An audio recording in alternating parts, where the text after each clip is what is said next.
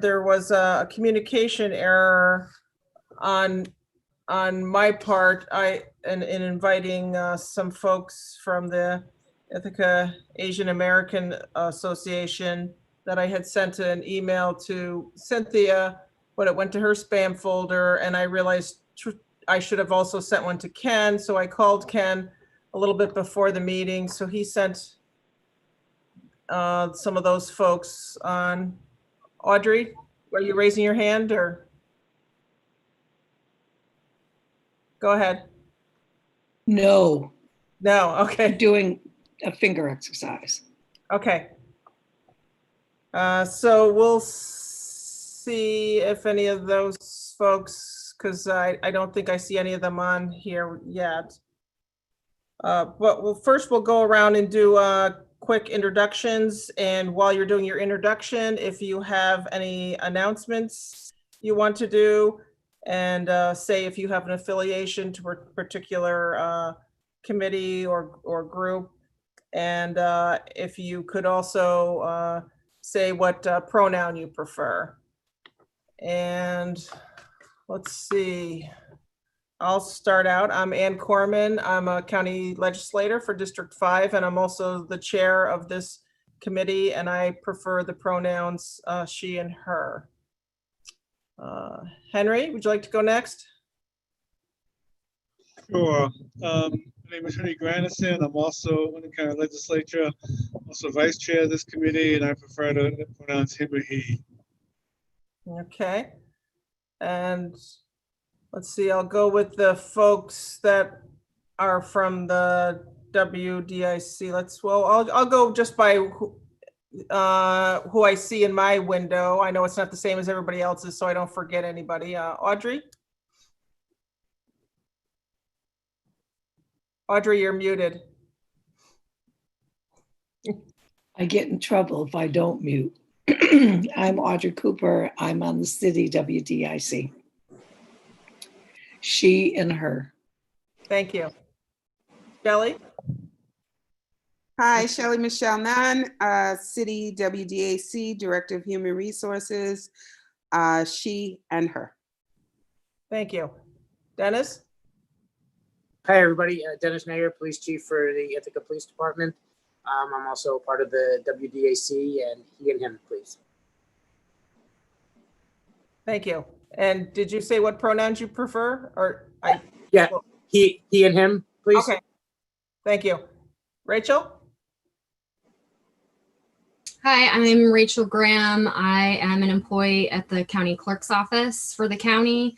And I am on the diversity and inclusion team and also a member of WDIC. Thank you. Sue? And she, her. Sorry. Thank you, Rachel. Sue Cattell? Hi, Sue Cattell. I'm on the city's workforce committee as a committee member, and I use the pronoun she and her. Thank you.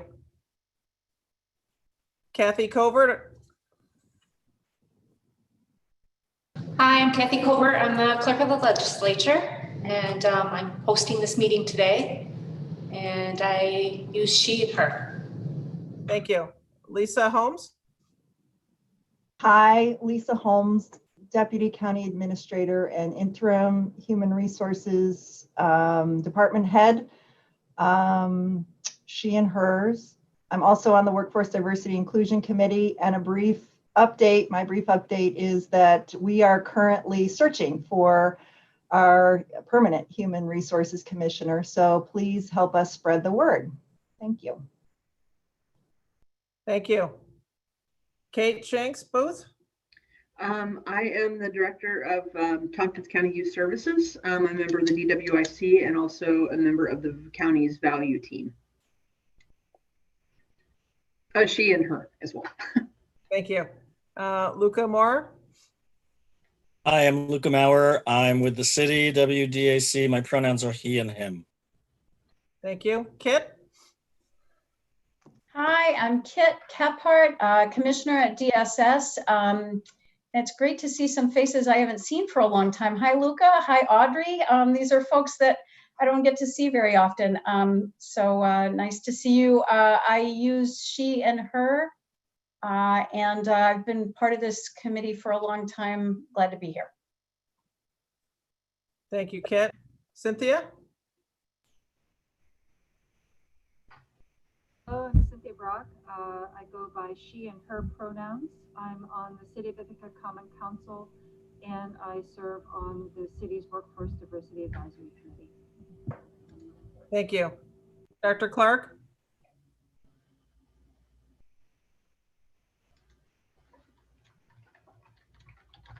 You're still muted.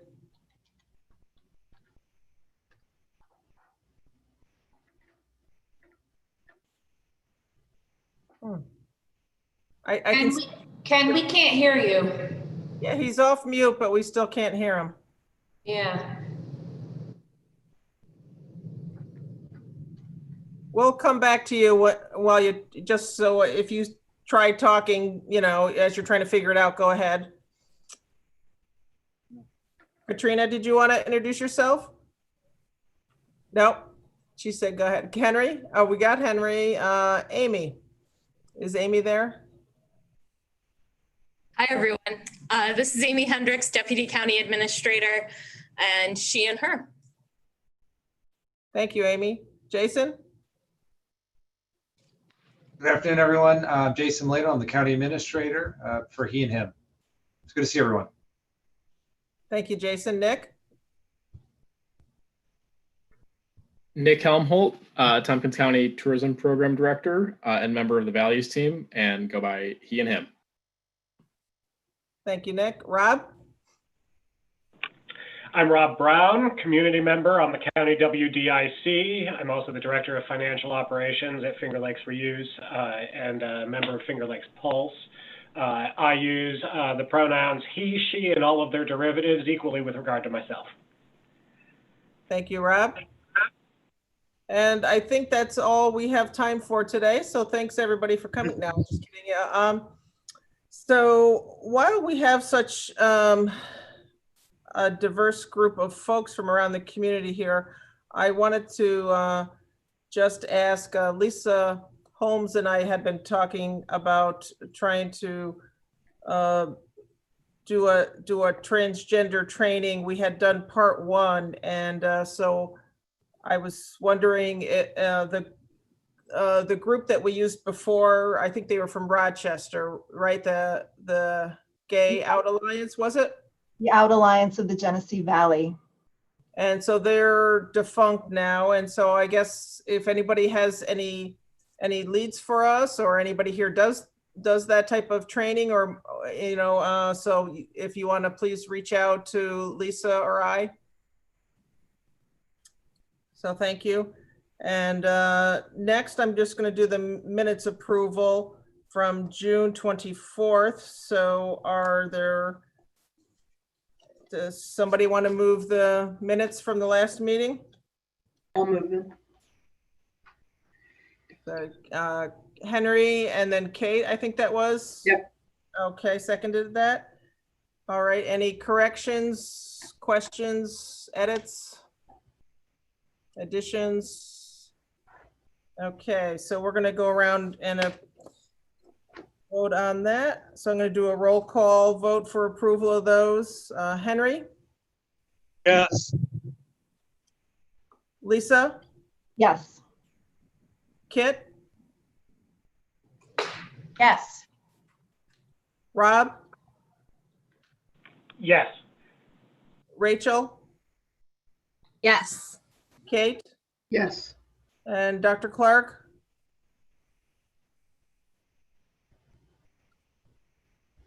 He's nodding, I think he's nodding his head in approval. Okay, and he raised his hand, so still having some audio trouble, it sounds like, unfortunately. And I forgot to mention, Leslyn McBean Claiborne, who is on this committee, was having some family issues she had to deal with this afternoon, so she didn't think that she was going to be able to make the meeting today. So her apologies were sent. And so if folks are okay, oh, one last thing. I have to leave at maybe 20 to 5 quarter of the latest, and I know a few other folks have to leave at that point. Lisa and Amy, and Jason has to leave probably earlier than that. So Henry's gonna take over the meeting at that point for us. And Anne, Yes? I need to leave around 5 too. Okay. All right, so we need to make sure we're done right at 5 or a little bit early. And I have a 4:30. Okay. Anybody else? Okay. So while we're waiting to see if any of the folks from the Ithaca Asian Association, or Ithaca Asian American Association come in, if folks are okay, we'll do Amy's update on our Jedi team. Amy, are you able to do that now? Amy is on a call with someone from the state, so we're gonna have to give her 5 minutes if that's possible. She Sure. said she'll be back in 5. Thank you. Sure.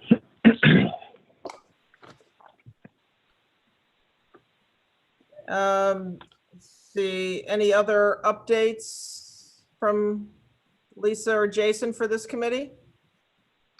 Andy, I can talk, we, and Lisa, maybe you can back me up just on, we posted for the past month the Chief Equity and Diversity Officer position. We received over 30 applications, I think almost close to 40, I think 37 or 38. We are starting some of the phone interviews this week.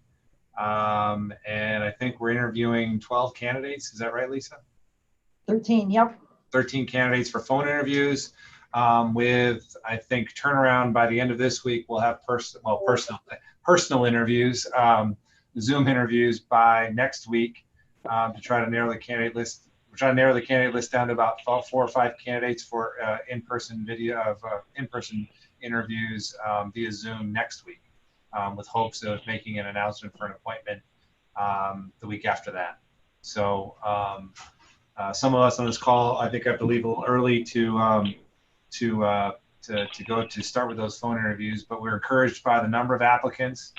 This is kind of our first big recruitment effort of any position really over the past several months. So we were, I think, pleasantly surprised so far with the number of candidates that we received. Good mix of candidates, broad experience from really all different reaches of the country, as well as some good, strong local candidates. So more to come with that in the upcoming weeks, but we're excited to start the interview process and see if we have someone that's going to join the team shortly. I don't know, Lisa, if you want to add anything. I think you covered it. I think we have a good, strong candidate pool. So we're looking forward to starting the phone interview process soon. And I know the members of this committee have an opportunity to, or one member of this committee has the opportunity to sit on kind of a Q&A with a series of other community leaders as part of the finalist interview process to give feedback before we make a decision on an appointment. Is that correct? Yes, that's correct. Yeah, we've reached out to a number of community members, community groups, as well as the legislature, WDIC, Human Rights Commission, and several other community groups, including this diversity committee. Great. So looks like Amy's back, so I'll stop talking. All right. Sorry about that, everyone. Of course, a phone call comes in right as we start. I'm going to go ahead and share my screen. I'm saying that hesitantly because I think Dominic's going to make it happen for me. Yes. So I have members of the climate survey teams with us today. They can talk a little bit more about some of this, but I'll start off with just some updates about the climate survey, and then we'll go through two teams of it. So for those of you that aren't familiar, our workforce climate survey, I'll sit down, thank you. Our workforce climate survey happened in 2018. And from that, we had a variety of groups respond and their groups of employees. And so this first initiative came from our Diversity, Inclusion, and Fusion Committee. And Ken and Rachel both were part of that. And Rachel, feel free to chime in, or Ken. And in that committee, they had a three-pronged approach to the continuation of their work. The first was to join the Government Alliance on Race Equity, which we did beginning in January. And I know we have many members of the organization who have worked with that group. Ken regularly attends their weekly meetings to learn about how other governments are dealing with race equity and other areas of diversity and inclusion work. We also hired a Chief Equity and Diversity Officer, was another recommendation that they brought forth to the legislature. And Jason and Lisa just spoke about that. And then the third recommendation is to expand the diversity and inclusion team to become an internal core equity team. And that's where they've spent a lot of time in the recent months coming up with what that looks like. And there we go. So the team is what they have decided to call the Team Justice, Equity, Diversity, and Inclusion, JEDI. It's an internal team for designing, coordinating, and organizing racial equity plans and activities. It's aligned with our equity and anti-racism strategy. The group looked at this as an engine for change for our organization. It'll be a team of employees who are going to lead the way through this, bring others along as they do it, help keep things on track.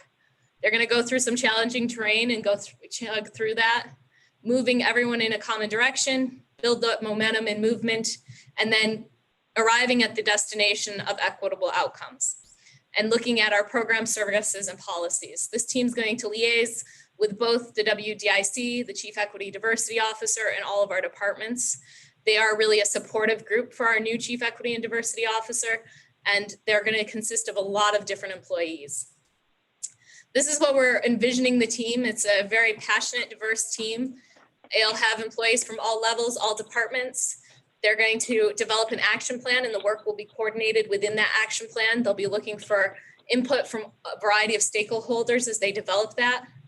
They are looking at expanding the impact. So building on what we have here at WDIC and throughout the organization, and how do we do that? One of the other pieces is that this team will be empowered to have the authority and accountability to navigate the obstacles in front of them. They'll provide incremental infrastructure to sustain and scale their successes, and they are committed to staying on track. As I mentioned, it would be comprised of employees, or it will be. It is made up of employees throughout the organization. I will tell you that we shared the initial call out to some of our department heads. They were excited, engaged, gave it to some of their employees, and we've already started to get responses in as the employees are energized by this at this moment and starting to respond. Every department will be asked to have representation, no matter the size of the department. Many of these representatives will serve as departmental liaisons. The team's going to be ever evolving. It's going to work on the action plan, but we see that employees will be able to work with JEDI in different ways, and that we acknowledge there needs to be multiple opportunities for people to be involved. Not all of their employees will be able to attend meetings and whatnot, but there should be other ways for people to be engaged. So with that, we have opened Team JEDI to members starting until July 31st at 4:30 p.m. We're asking for people to provide their vision statement for equity and anti-racism work within Tompkins County, how they want to move forward, what key actions do they believe will help them achieve their mission, and why are they compelled to do this kind of work? In our discussions with different employees, it was noted that sometimes this work is very challenging. And so why would an employee choose to take this on and take on this challenge? So that is really what Team JEDI is about. And it'll be launching tomorrow. There'll be an email to all employees that it outlines all of this and begins that path. I'll look to Rachel or Ken if you have anything else to add at this point about Team JEDI and your vision for it. One of the reasons, can you hear me now? Yes. Looks like you hear, it seems that you kind of feel like the Verizon guy on that old commercial. But one of the things we wanted to do in creating Team JEDI was to provide a structure, a framework that would be working alongside our county WDIC that would enable the Chief Equity and Diversity Officer to do his or her work. That was important for us because we didn't want to create a situation in which this person would be expected to sort of, hold the world on his or her shoulders and to do this work alone. We wanted them to be able to do this within a framework of other county employees who would be supporting the person in their work, and to be a place and to be a resource for the CEDO. And so it was important to create that framework, given the fact that this is just one person, and we've seen a number of instances in which people were given similar types of jobs and everything came to them, but there was no structure, no support for them to be able to do their work effectively. So we wanted to avoid that kind of scenario.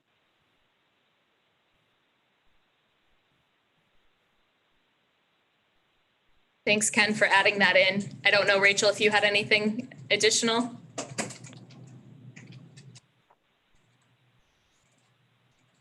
No, I think Ken covered anything I would have added. Right. I do have on here is also a report from our values team. And I'll look to you if you want to have questions about JEDI before we move to values, or if you want to do all of the climate survey at once. Well, why don't we just see if there's any questions? I mean, I had a quick one that, of course, most everybody knows the Jedi were the Force users in the Star Wars trilogy, or however many they had, and they used the light force to become guardians of peace and justice. And they also used wisdom for knowledge and defense, and they were known to use lightsabers. So my question is are they providing the lightsabers, or do they have to buy their own? Well, you can think about that. You might not have been prepared for that. Are there any other questions? It's a little hard to see everybody. So just chime in if you have a question. And I just have a statement. This is Jason. I just have a statement more than a question. If that's all right, the team, the staff that put together the recommendations that Amy talked about earlier, Rachel, Ken, and Renee, and a few other folks that was part of the climate survey.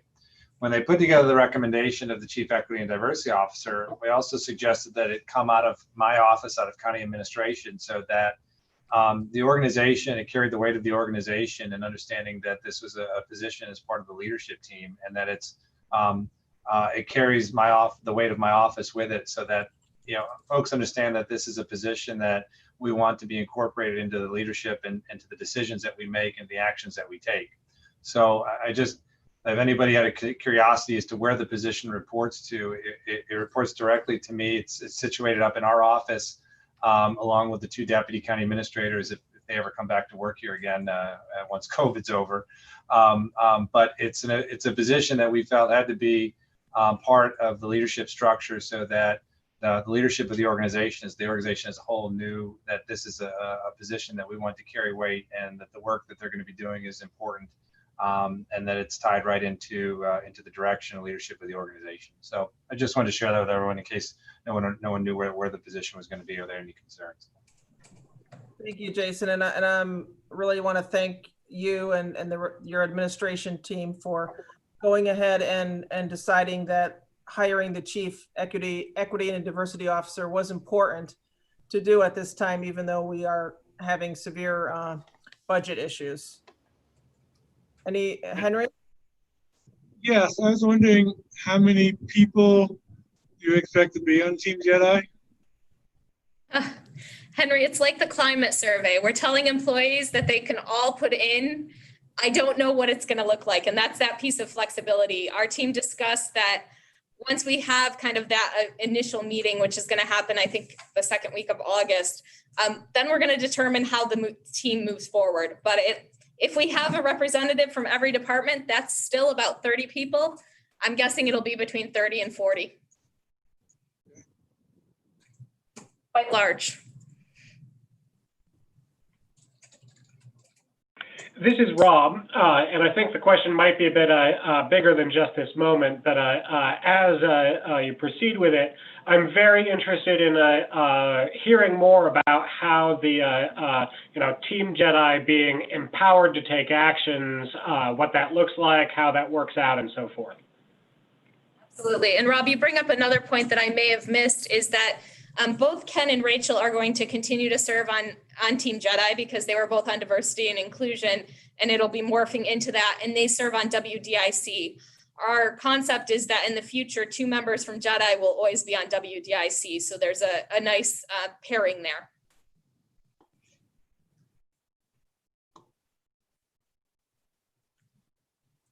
Any other questions?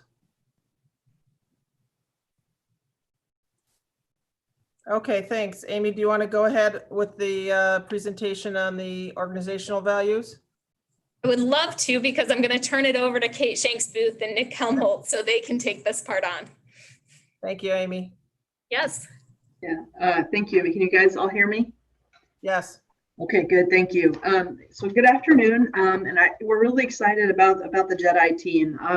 And so Nick and I got together last Friday. We were having some conversations about how we were going to, what kind of presentation we were going to bring to you guys. And so Dominic and Ricky has done a really good job, and Amy, of having some slides here that do a really good job of highlighting some things. I think that it's just to start off with, it's really important to understand that the climate survey came out of the work that the county has been doing and has already been ahead of the curve in a lot of ways on this. We have the inclusion through diversity, which is something that we all as different counties employ in different methods in different ways. And so this is really an extension and works in cooperation and collaboration with that theory. And so we just wanted to right out of the ballpark say that we're pulling from the good work that's already been done. I come to this conversation in a couple different perspectives. One is being a department head, and a few weeks ago, Jason, the county administrator, called the leadership together to start talking about the racial, social justice, equity, and those different things that have come to the forefront and things that we needed to tackle as an organization. And through that conversation, there were about 45 of us through different departments, department heads, deputy department heads, and some divisional leadership. And one of the things that came to my mind almost immediately was the values. And so in 2018, as Amy had mentioned, the climate survey came out, and it formed the communications team, the performance evaluation team, the employee retention and engagement, and the diversity inclusion, which is expanding into the Jedi. And so they were doing really good work, looking at a lot of things, trying to drill in on the important things that came up and were harvested out of that information that came out of that 2018 climate survey. But they all sort of reached a point about the same time where they realized that something was missing from the work that they were doing, and that larger picture was they needed some core values. What were the county's values? And so, direct end result of those groups coming together, Amy came back to the table and put out a call for several members of the county to come together and really figure out what that would look like. And so Nick is gonna here in a minute kind of go through a little bit about what we went through in the surveys and the different things and how we got the different staff members involved. But the one thing that was really important to me, kind of jumping back to that conversation about social justice, in looking when I thought we need the values, and it had been, obviously we've been kind of busy with COVID, so it has been a while since the values team got together. And the first thing that I wondered was, when we looked at these values, will they still be applicable? Are we going to have to go back and look at them? Are we going to have to do some revisions? And so a couple of weeks ago, 2-3 weeks ago, we were able to go back as a team and look at these, and I was really, it was heartening. I was heartened, and it was just very amazing to see that we had the foresight to think about diversity and inclusion in these definitions and in the words that were selected. And it just really reiterated to me that I'm in the right place at the right time and working with a great group of people that are committed to this. And so as we go into this values, I just really wanted to state and really go in and understand that it's been an honor to work with them, and I hope that you find that too. We can move to the next slide. So you can kind of see, these are the members. There were 10 people that responded, and this is a really good diverse sampling of the different levels of the department. So we have management, white collar and blue collar representation here. And it really sparked some good conversations. And so I'm going to hand it over to Nick and kind of let him talk to you about the process that we went through and how we landed on the 4 values that we're going to talk about today. Thanks, Kate, and good afternoon, everybody. If you could advance the slide to the next slide here, I can walk through a little bit of how we developed the organizational values. So yeah, as Kate mentioned, there was a call put out last summer to really start to assemble this team. And where we started was lists of hundreds of different organizational values from examples from the public sector, from other cities and counties, and the private sector, from small companies and large companies, and all over the map. Some of the early meetings literally going through just dozens and dozens of ideas and trying to rank and sort through them amongst ourselves to see which ones seemed intuitively to us to fit with the county and what we would both aspire to and live in our experience here. So eventually our team landed on a list of 20 values that we decided to share through an organizational survey at the same time as the Employee Appreciation Picnic last August at Stewart Park. So you may remember at that point there was an opportunity if you were at that picnic to vote for your top 5 choices for values for the organization. We had over 300 employees that responded to that survey, by which we thought was a pretty good level of engagement for this topic, and then we were encouraged by that and heartened to see that many people were willing to respond and take the time. And in addition to just voting on it, we had several people write in their own values that weren't on that list of 20 and propose their own definitions for values for ones that were on there. So taking that piece of information, our team reassembled in the fall and worked to kind of massage that list of 20, and we got it down to 8. And we did another survey, this one electronically only through and through paper for folks who don't have email across the county, to make sure to ask everybody to vote for their top value. And we got 200 responses, over 200 responses to that survey. And that really helped us move forward to our final list of 4 values. And I just also want to reiterate what Kate said. Looking back on this, in the lens of everything that's happened in the past weeks and months, I think it has been encouraging to see that we're thinking about some of the topics that are now really a part of our national and local conversation around diversity and around inclusion. And we hope that these are going to be a very durable set of values that will stand the test of time for our organization. So now, without any further lead up, we're going to go one by one through the 4 values that we landed on and the definitions. So next slide, please.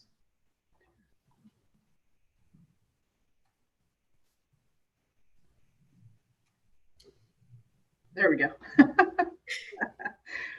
So integrity was one of the values that we landed on. And just for just a tidbit of information, we wanted to pull in the facts for each of these particular things that made them very interesting. And this was the highest ranked value among the staff when they were surveyed.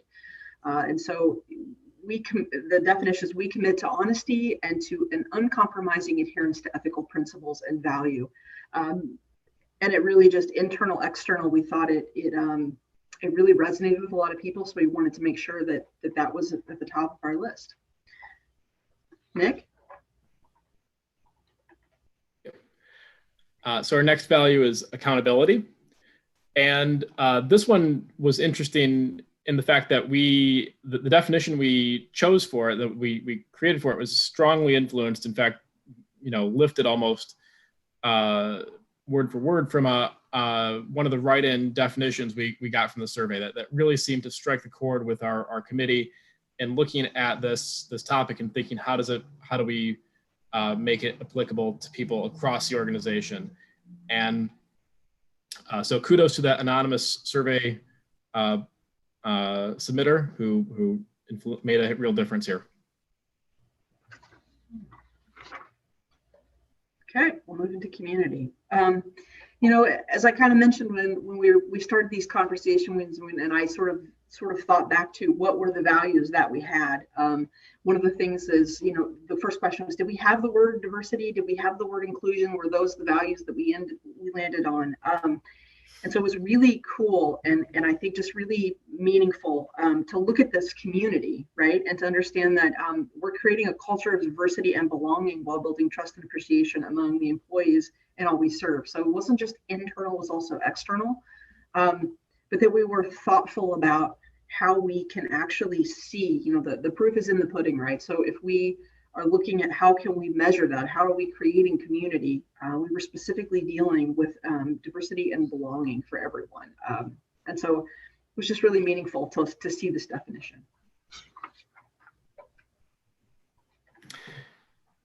And finally, respect. This value, I think, embodies a lot of what we strive for in our interactions, both amongst staff and with the public, and that we are embracing an inclusive culture, treating others with dignity, understanding, and compassion. And I want to underscore the word dignity because that was one of the terms that was a write-in candidate. It wasn't on any of our lists, I believe, as a choice. And again, it seemed to really resonate with our group that had a fit with respect and fit in that definition. So those are the four values that and their definitions. But I think we want to go beyond just printing these off on and putting them by the copiers in every office. We want to make sure that these are values that we can share and live in our experience as employees at Tompkins County. So there's a variety of ways we've been thinking about this and thinking about how that would happen. So there's just a few of them listed here and many more that we've discussed amongst our group. And amongst those are making sure that department heads are communicating these values to their employees, both in a literal way and also through their behavior and actions. Developing videos that would really discuss each of these values and in the contexts that you would think about them. Incorporating values into performance evaluations, which I understand was actually one of the first kind of motivations for developing the values team in the beginning, was to find a way to have consistent values across the organization for consistent performance evaluation. And then in the beginning of your employment, the first day of your work at Tompkins County, is making sure that the organizational values are front and center in that conversation as well. So you understand the expectations as an employee as it relates to these four values. Including this on our recruitment materials and also communicating through other staff channels such as our weekly town halls and so forth. So these are just a few of the ways we've discussed how the values can be shared and lived amongst our staff. And there are other ways we've brainstormed as well. So we look forward to seeing how this all shakes out. And thank you for taking a few minutes here to let us share the work we've done over the last year. So I'm available to answer any questions you guys have. Thank you for the presentation. Because we're running a bit short on time, I'm just going, I know I see Kathy's trying to get Amy Quo in, but I'd really, unless there's something pressing, can we move to the next topic?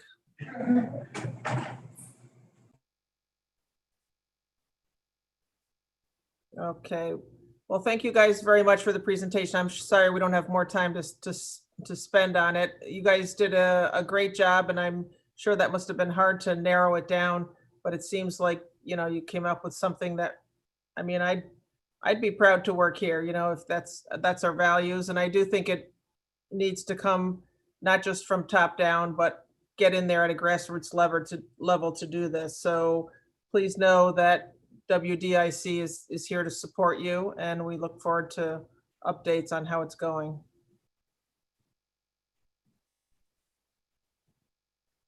Okay. All right, it looks like Cynthia saying that Amy has a bad connection and might not be able to join us.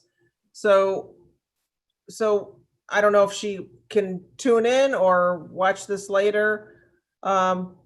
So how many folks were able to see our last meeting, either attend or watch it on video when we talked about the issues that were happening with the Ithaca Asian American community?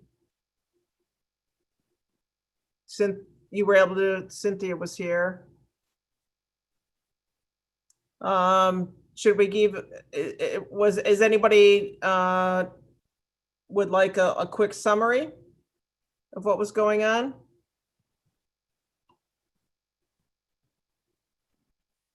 Sure. Okay. Is Dr. Clark still on, or Cynthia? Does someone want to give a quick summary of what was happening?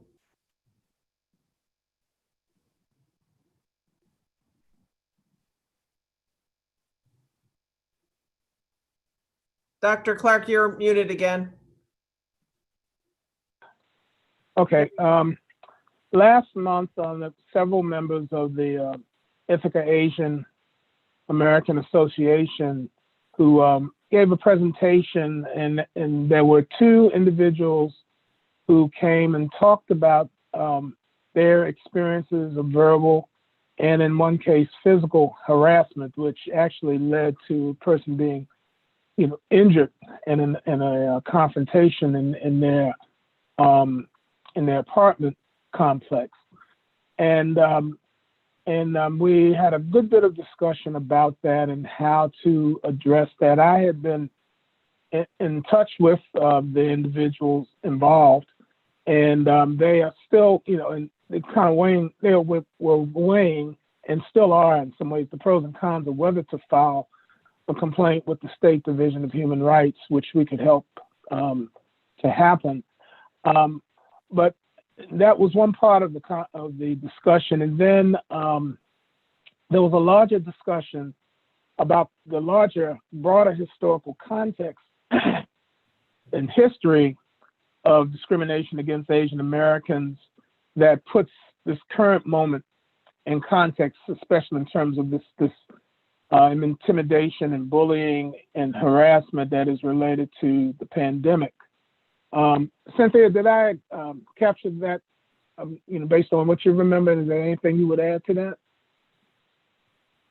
Yes, I think in addition to the context and definitely the powerful testimony that was provided, there was a list of, well, what can we do as a community to express support for our Asian American residents?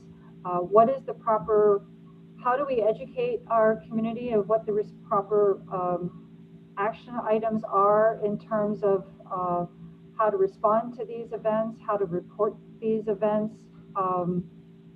what can be done as a community to educate each other as to appropriate responses, and how do we record it and measure it, and then how do we respond to this as a municipal governments and leaders to first of all set a very clear message that this is inappropriate and that we support our Asian residents.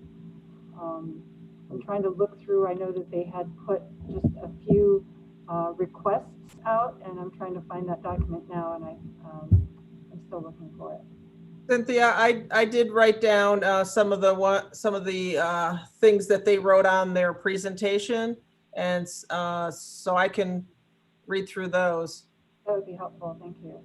And I also wrote down a few that I remember folks talking about at our last meeting. So the crux, as Cynthia and Ken said, they were coming and asking, they wanted to tell us what was going on, but also the main crux was ask where to go from here and if we could offer some help or suggest how they could get help. So I'm gonna read through, I have down 7 things. The first one was the human rights complaint, which Dr. Clark had brought up and talked about already. The formation, number 2, formation of a working group to address this. Number 3, adding representatives of the Asian American community to a working group for re-envisioning public safety in Tompkins County. Or to the working group, I should say, because there is a working group.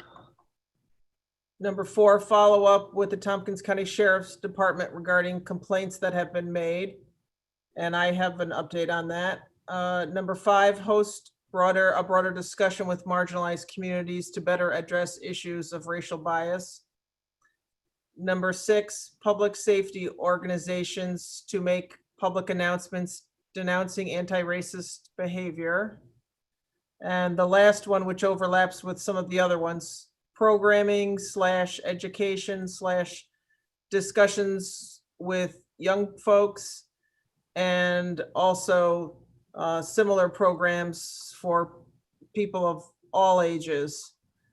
And I'm going to go just back up to the Tompkins County Sheriff's Department regarding the complaints that were made.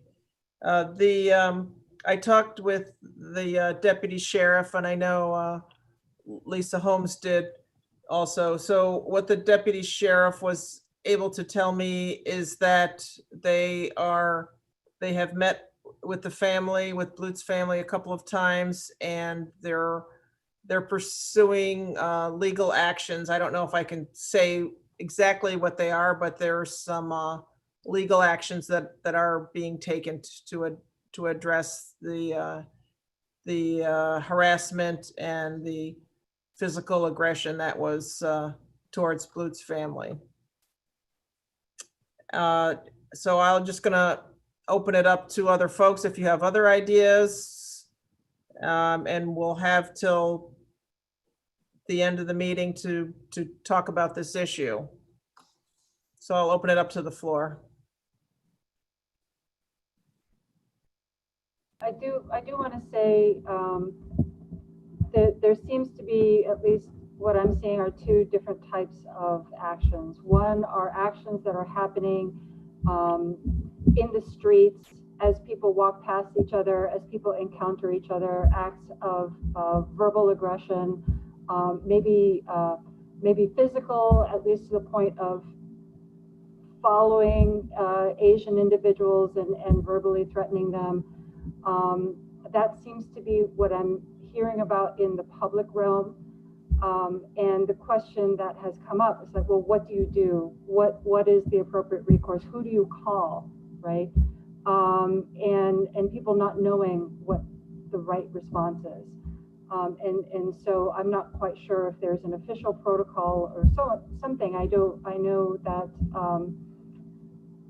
calling 911 is always recommended, but if there isn't something overtly physical occurring, and of course it's very transient, that maybe that's not the best response. But there's also a desire to say, how do we as a community record these interactions or monitor these interactions as the climate is changing, and perhaps these are happening more and more often. Do you call someone else? Is there another reporting mechanism? So I'm thinking about that in an official capacity. I know some people have been recommending putting together identifying signs that can be placed on storefronts and so on to say this is a safe place. If something is happening to you, come in here and we will help shelter you and protect you. That being a response for these types of public transitionary interactions. Then there's the other interactions, as was mentioned earlier, where neighbors, people who actually perhaps are more familiar with each other, and then you're having both these verbal altercations, and then they can escalate into physical altercations. And how to advise people how to proceed from there. And I think perhaps that might be more clear cut, but of course also in a time of COVID, sometimes a lot of these resources and there might be reluctant property owners who don't want to intervene. And so how do we provide support for those interactions?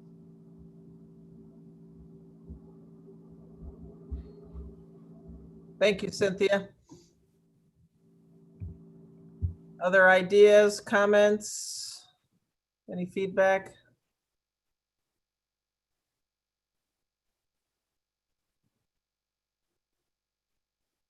I'll just add one of the comments that I also heard is that, can we make it more established or have established protocols that when responses are made available, that they are also available in the language of the person who is wanting to file the complaint. So can it be an automatic action that if an officer arrives and someone speaks Burmese, that as part of the protocol, someone would be brought in to translate and help facilitate the filing of that complaint so that the officer understands immediately what's going on, and the person who is reaching out for assistance also feels welcome to be able to express their experience in the way that's most familiar and easiest and most comfortable for them,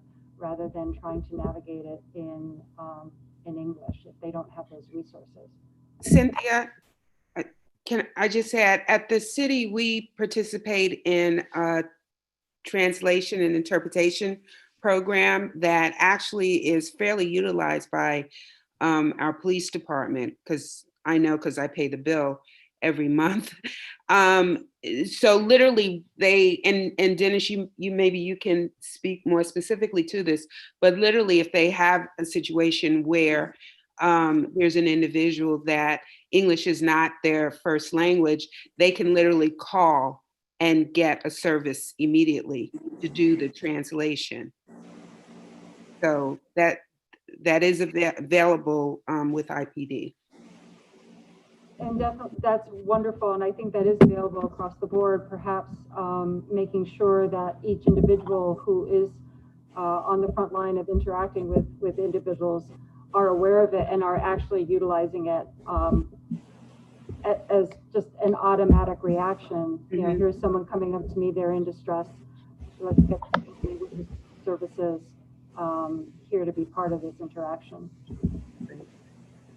Cynthia, thank you for bringing that up. I was going to mention too, Ann mentioned, I also spoke with the sheriff in follow up to, about this incident and the response. And that was one item that we talked about as well, was the language service and language line. And so the sheriff and the undersheriff said that staff are trained and understand that we do have this service and it is utilized frequently, and that they were going to bring this back up and ensure that the frontline deputies were aware and using it. There was also a little bit of when I was speaking with the sheriff about these incidents, a lack of clarity about the jurisdiction that was responding, whether it was the state police or the sheriff. And so, Ann, you may have spoken with them after I did, but that was something that they were trying to piece together and looking at the after action of what occurred. So. One of the things that could work and also sending out those messages to the community, sound bites on the radio, talking about this is an inclusive county, all are welcome, and members of the Asian American community and other communities of color. Just something about something to that effect, where things are being said in a very positive manner, to say, and also to say it will not be tolerated. Any kind of negative action that happens to any of the county's residents.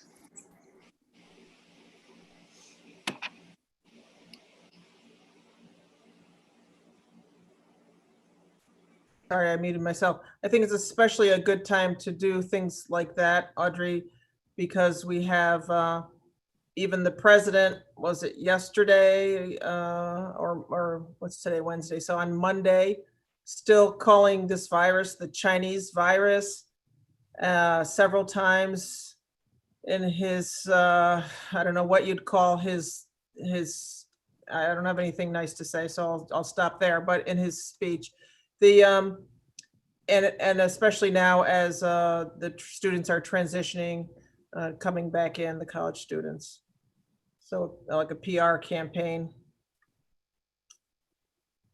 So I just want to add to, I mentioned to some colleagues of mine and just some friends in the community about what I heard in that last meeting, and people were shocked to hear that that was happening here. And I feel like there are people in the community that have no idea that things like this are happening here, that should know, that maybe might have ideas or could step in or keep an eye and an ear out to step in if they should witness something like this. And if you don't know it's happening, it's hard to be aware of it. So I don't know if it's worth putting out like the Ithaca Voice or local news, but like, these things are happening and they're happening here.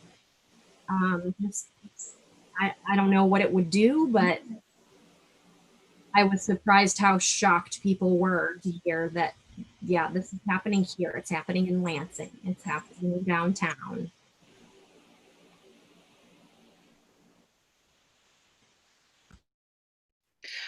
I think it's important to sort of have the PR piece and let it be known.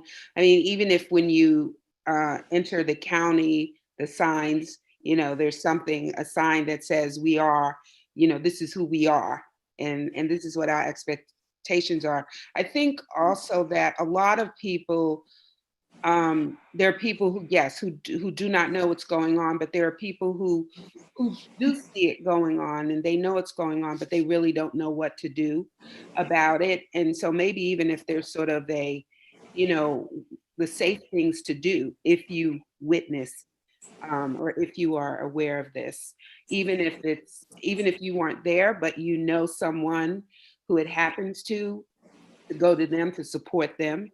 That's important. But just like, just a list of things you could do to make a difference. Wondering if there's not some opportunity for some of these town halls that we're having around these community issues, just to do some updating, to have the IPD on, to have the Tompkins County Sheriff Department on, just to talk about what they're seeing and what those responses, what an appropriate response might be. Hello, Dennis. Luca had a question. Oh, I just wanted to, again, I love Audrey's idea and what Shelley has just contributed to it. And I'm wondering if any kind of messaging could include what others can do, but also information about what your options are if you have experienced this.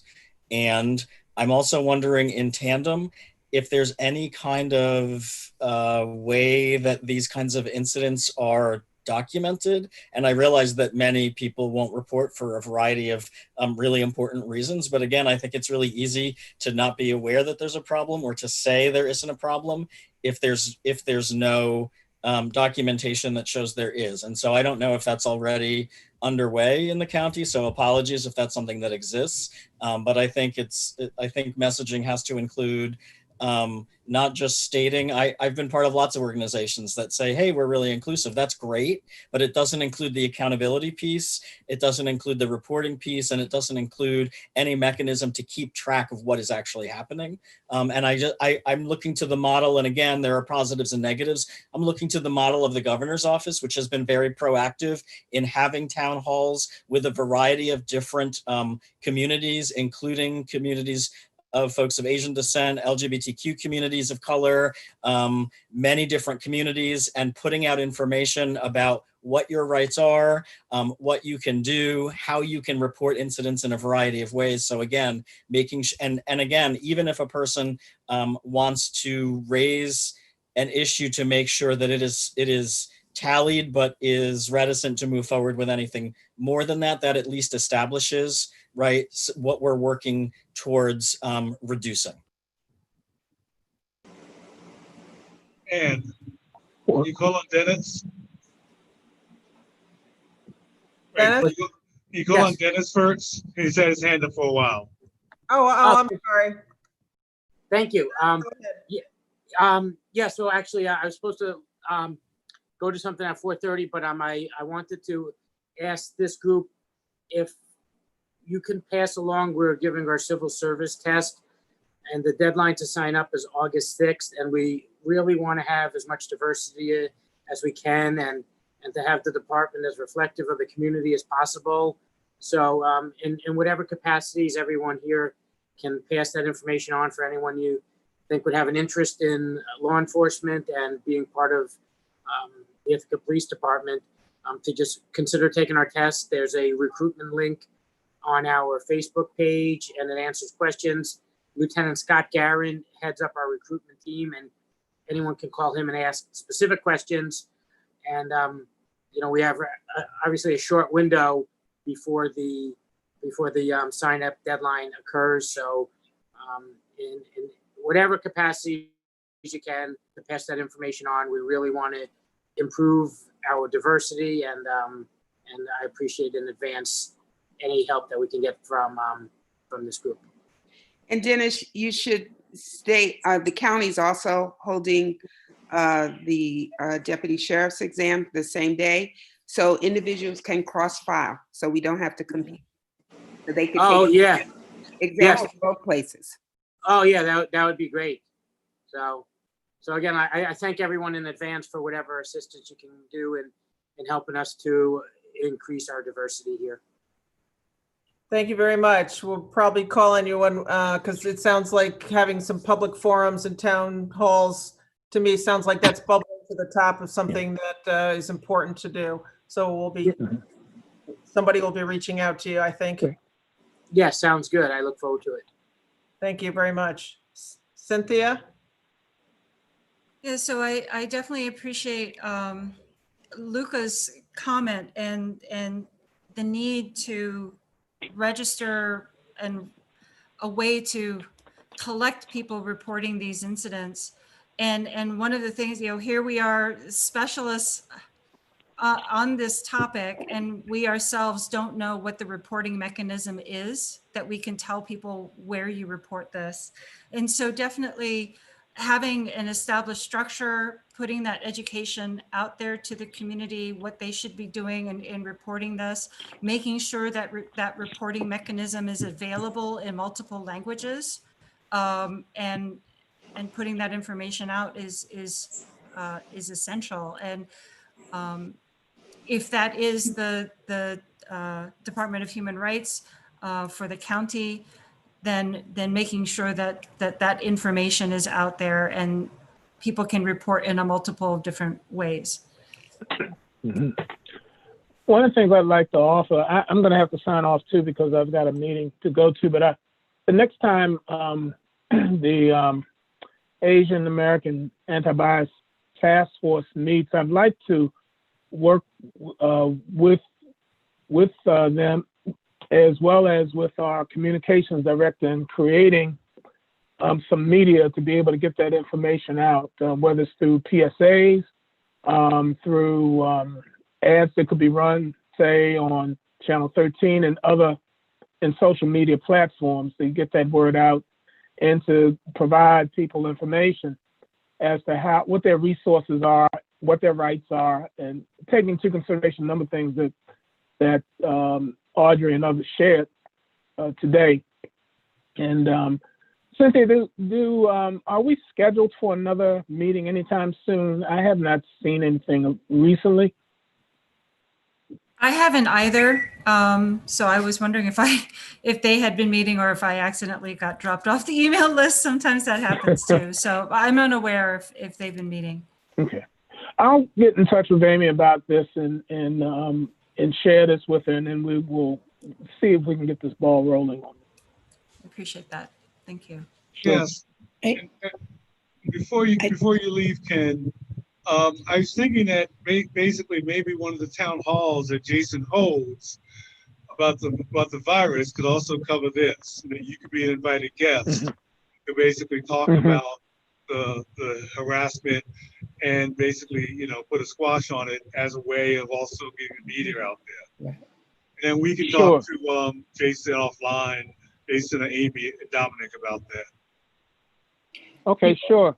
You also so might I will be meeting with Jason on Friday, and I'll discuss this with him.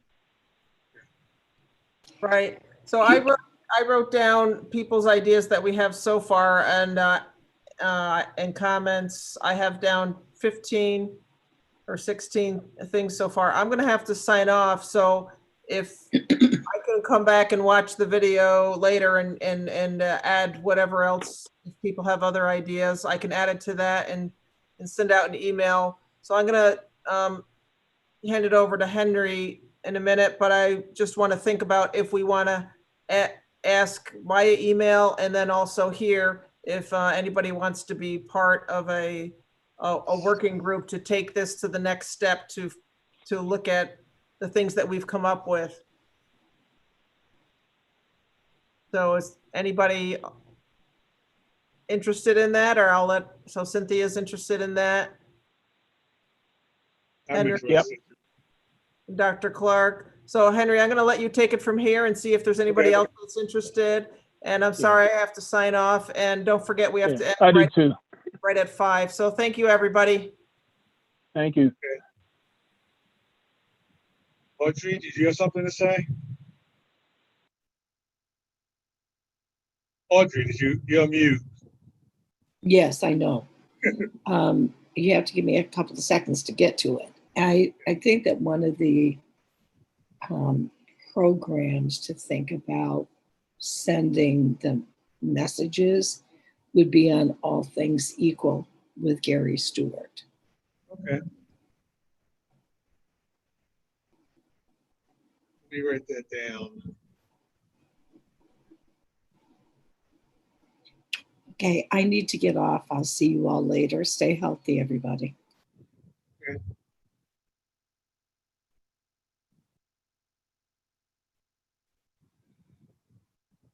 Also, I know that that Mutual Aid Tompkins also has gotten a lot of press, and that they're also sponsoring a book read on how to be anti-racist. So maybe we can also get some press there too. In terms of what if we come up with a campaign, we can promote it in lots of different places. Does anyone have any other ideas?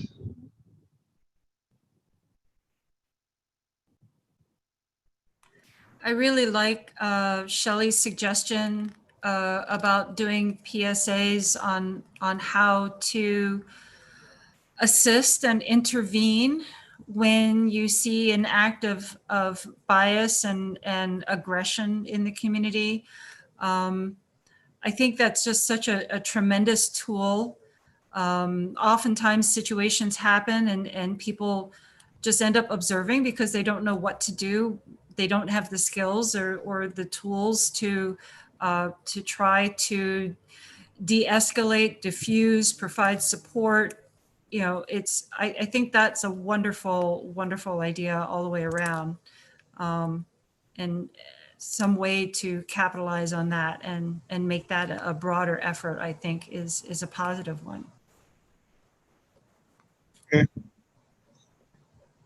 I will follow up with Ken Clark, with Reverend Clark, about that too, about doing a PSA, getting it out there. I think we could all learn a lot about how to diffuse situations like this and apply it in so many aspects of our life. Yeah, I was also going to suggest that maybe Reverend Clark will look into doing some kind of conference or some kind of meeting about discrimination or harassment, just in general, but then focus on it so that we can then promote it and get it out there that we won't stand for this kind of behavior. Yeah. You know, I go back to one of the testimonies that was provided, and this was a college student who also knew of many other college students who were experiencing this out in the community, whether it was, you know, on the commons, downtown, on campus. And so it definitely is showing that these types of incidents are occurring in public, even when people are in groups. So perhaps through that awareness, we can try to create a counterbalance to those incidents that are happening in our community when reaching out to law enforcement is not necessarily the best or most appropriate action, and to give people who are there right there at that moment the skills to be able to positively intervene, I think is essential.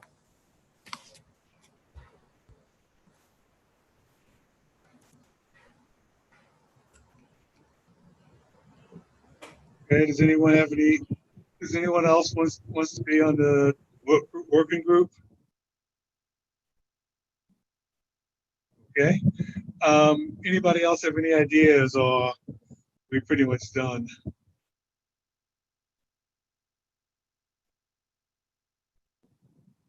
Okay, seeing no hands, I will let everyone go. We'll adjourn for now, but then we'll meet.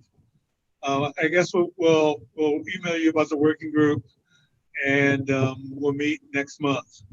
Well, for many of you, for some of you, we'll meet next month.